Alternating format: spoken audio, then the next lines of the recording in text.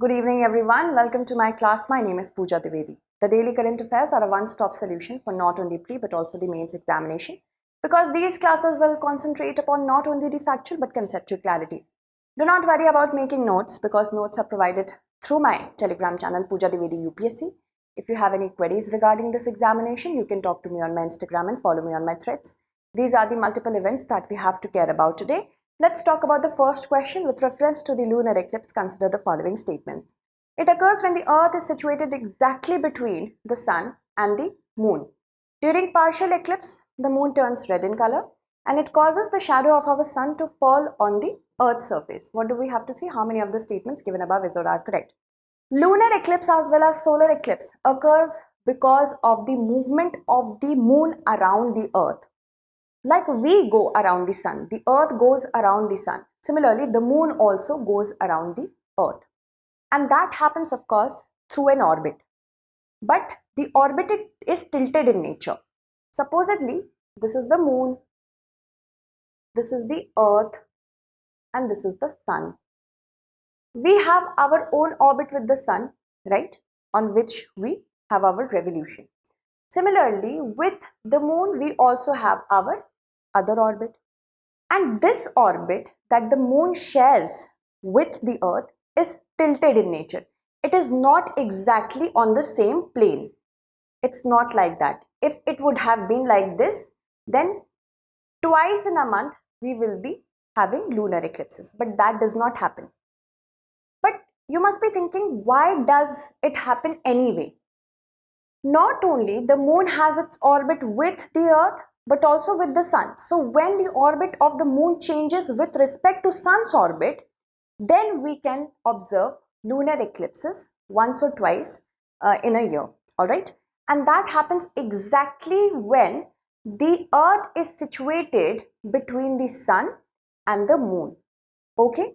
And it happens so because we have our own shadow. When the sun is casting a light upon us and in the new moon phase, the shadow of the earth is falling on the moon, then only lunar eclipse will happen. So here it is written, it causes the shadow of our sun to fall on the earth's surface. No, lunar eclipse occurs when the shadow of the earth, because of the light of the sun in an opposite direction, is falling on the moon. So that makes the third statement to be incorrect. And it happens when the earth is exactly situated between the sun and the moon. All right.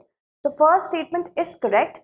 Third statement is incorrect. Also, during a total eclipse, the color of the moon changes. All right. And that turns red in color. When umbra region is expanded and the moon is falling in the umbra region, the scattering of the sun's light make it possible for the moon to appear red in color. All right. So first is correct. Second and third are not. One only will be the correct answer. Lunar eclipses, I have already told you about in detail about these many things. All right.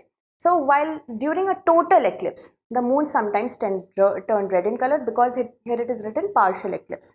In partial, it will be seen as a half. Okay. So moving on, which country has recently waived visa requirements for arrivals from India and Taiwan from next month up to May 2024 in a bid to draw more tourists? Vietnam, Myanmar, Thailand, Nepal. You know, Thailand has done it so. Thailand has an aim to get 28 million tourists in the upcoming year. And collectively, there are certain countries which are known as great tourist baskets. For example, China, South Korea, India, Malaysia. And that is why, in a bid to attract more tourists from countries such as India, Thailand has done it. Not only for India and Taiwan, but earlier in September, it did it for China as well. In the pre-pandemic time, China was its topmost basket for tourists. Okay, so C is the correct option. Thailand will waive visas from tourists from India and Taiwan up to May 2024 from next month. Chinese tourists pre-pandemic era in 2019, 11 million tourists to Thailand came from China. And back then, Thailand had a record of 39 million tourists. Now, as I told you, this year, for the current year, Thailand is targeting about 28 million arrivals. And India has been Thailand's fourth largest source market for tourism. Who are the other top three? Malaysia, China, South Korea. India contributed about 1.2 million arrivals in Thailand for this year so far. With respect to electoral bonds, choose the correct statement. It can be bought by any Indian citizen or company which has been incorporated in India. It's like a promissory note. The electoral bonds were introduced with the Finance Bill 2017, and the range of a bond is between rupees 10,000 to rupees 10 crore. So we have to choose the incorrect statement. Recently, we know that the Supreme Court has started hearing certain petitions challenging the certain facts about electoral bonds. Electoral bonds are, yes, they are a promissory note, which is kind of a promise note. It's a written promissory note, a promise note that is between one person and the other party, that an amount will be paid on a specified date. Similarly, electoral bonds are a promissory note. So that makes B to be correct. Conceptual clarity should be there in order to answer questions like that. You must know what are promissory notes. Then only you will be able to give answer about electoral bonds as promissory notes. Whenever a person is purchasing electoral bonds, they are making a promise to the specified political party that at a certain date you can encash this particular bond. I will pay that to you. Okay, so B is correct. It can be bought or purchased by any Indian citizen or any company that has been incorporated in India. That is also correct. The electoral bonds are pretty controversial because they were brought with the Finance Bill in 2017. That is why they were able to pass easily. The range of this bond is between rupees 1,000 to 1 crore. Okay, so you have to know the range as well. D is incorrect. The Supreme Court's 5-judge Constitution bench has been formulated. This is hearing certain petitions challenging the two parts. First is the anonymity of the electoral bonds. Who is, who is donating what amount could be given? Who is donating this amount to the political party? That is anonymity. Another than that, we have the second point is the infringement of right to information. Right to information is an integral part of freedom of expression. That is under Article 19. If I want to express my favor for some party, I want to know if they are getting their proceeds from any corrupted ones or not. That is why. So which articles are challenged under this? 14, 19 and 21 of the Indian Constitution. It's like a promissory note, and any Indian citizen or a company that has been incorporated in India can buy it through specified designated branches of the SBI. Okay, and it is similar to banknotes. They are payable to the bearer on demand and are also free of interest. So remember, they are free of interest. You do not get any interest on that. An individual or party will be allowed to purchase these bonds either digitally or through check. You have to remember that as well. And the electoral bond scheme started in the year 2018. Origin is also important. I have told you the range is between 1,000 to 1 crore. 1,000 bond, rupees 10,000 bond could be purchased, rupees 1 lakh and 1 crore. They are available at some branches of SBI, and a donor with a KYC compliant account can do that. They can then donate them to the party or individual of their choice. Consider the following statement. Statement 1 says, when Apple detects an attack, it sends out a threat notification via email and iMessage to the email address and phone numbers that are linked to the affected user's Apple ID. Apple's lockdown mode is a special feature that Apple introduced in its software updates that provides a state of high security, and it is only available on specified devices. So choose the correct answer using the codes. Recently we saw that certain opposition members are alleging that they have gotten a message from Apple that their phones are being hacked, and this is a state-sponsored hacking. That means the hackers who are doing it, they are getting their direction and funding from the government of India. This is the allegation. But in retaliation to that, the center has said, let Apple clarify. Apple did clarify that sometimes due to false algorithms as well, it can happen that such alarms can take place because it detects certain patterns. Apple detects certain patterns, and even if 2 or 3 part of that pattern is identified without completely confirming it, it can give false alarms. And this is what Apple has clarified, that it was an error. Okay, so when Apple detects an attack, it sends out a threat notification. It can be done through an email or an iMessage to the email address and phone numbers that are linked to the affected user's Apple ID. First is correct. In certain devices, Apple has introduced the lockdown mode. Once that is activated, it will be like a proper lockdown of your phone. You cannot perform certain tasks, such as you cannot send certain attachments or links to one person, you cannot receive as well. So this is done in order to take care of your personal and sensitive information. Okay, so first and second both are correct, and statement 1 is the correct explanation of statement 2. Okay, so Apple's threat notifications are actually a way of alerting and helping users who may have been targeted by state-sponsored attackers. See, everybody in this country are based on certain categories. Some are very important individuals because of what they are and what they do, and their relevance in the current times. Current times, because we are noticing Lok Sabha elections in the year 2024, state assembly elections are also there. So opposition members, because of their relevance right now, they are claiming because of that only their phones are being hacked. And because this kind of hacking is very different from general hackers. State-sponsored hackings are very sophisticated in nature.